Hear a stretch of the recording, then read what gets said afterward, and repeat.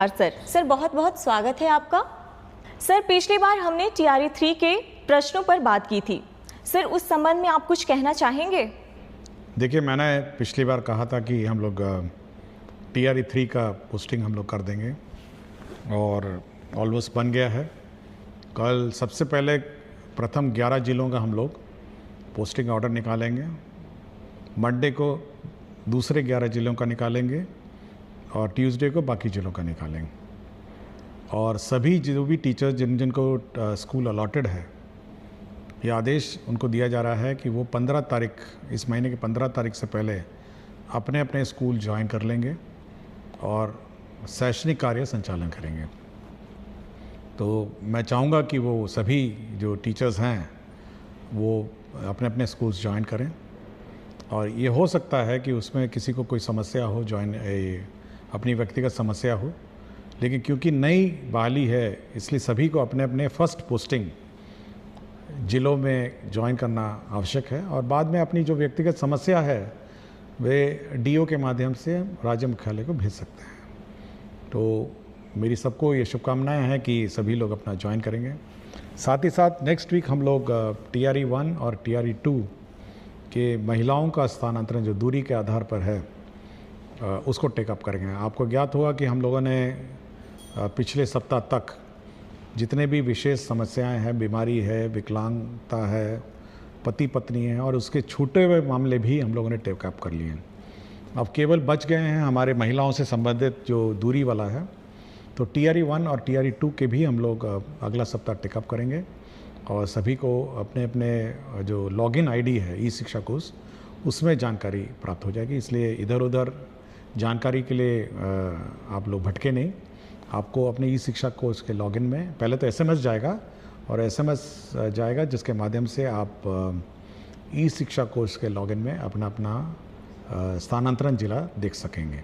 दूसरा एक मैं जानकारी ये देना चाहूँगा कि परसों मुझे एक पत्र मिला था अपने डाक में। मैं यूजुअली सभी पत्र बड़े ध्यान से पढ़ता हूँ, बहुत सारे लोग मुझे पत्र लिखते हैं।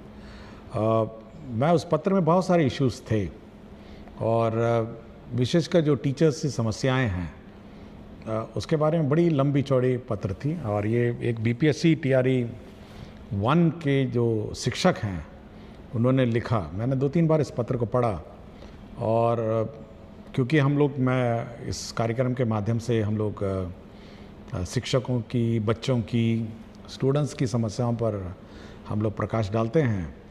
मैं चाहूँगा कि वो पत्र आप इस कार्यक्रम में पत्र है, थोड़ा इसको पढ़ा जाए इस पत्र को। जी सर। एक शिक्षक का शिक्षा विभाग के ACS doctor S Siddharth sir का नाम एक पत्र। आदरणीय एसीएस महोदय, अपर मुख्य सचिव शिक्षा विभाग, आपके द्वारा प्रत्येक शनिवार को एक यूट्यूब चैनल पर शिक्षा पर चर्चा नाम से एक कार्यक्रम आता है जिसमें आपके द्वारा बड़े ही प्रमुखता से छात्रों तथा शिक्षकों के द्वारा पूछे जाने वाले सवालों का आप जवाब देते हैं। मैंने भी कई दफ़े उसी चैनल पर कमेंट्स में जाकर अपने प्रश्न लिखे जिसे मैं विभाग के जिले स्तर पर एक व्यापक कमी के स्तर पर देखता हूं, जिस पर मैं आपका ध्यान इस पत्र के माध्यम से आकृष्ट करना चाहता हूं क्योंकि मेरे वे प्रश्न आज तक उस चैनल पर नहीं पूछे गए हैं। मान्यवर, आपने शिक्षा विभाग में टेक्नोलॉजी का प्रयोग कर खासकर ई शिक्षा कोष जैसे ऐप लाकर एक क्रांतिकारी कदम उठाया है जिसे इतिहास आपके इस अनोखे नवाचार के लिए सदैव याद रखेगा। किंतु इन सबके बावजूद कुछ ऐसी कड़ियां हैं जिन पर शायद आपकी नज़र नहीं गई हैं। मैं इस पत्र के माध्यम से कुछ निम्नवत बिंदुओं के माध्यम से शिक्षकों, जिसे आप सदैव से भविष्य निर्माता जैसे शब्दों से सुशोभित करते आए हैं, के मन की वेदना को कहता हूँ।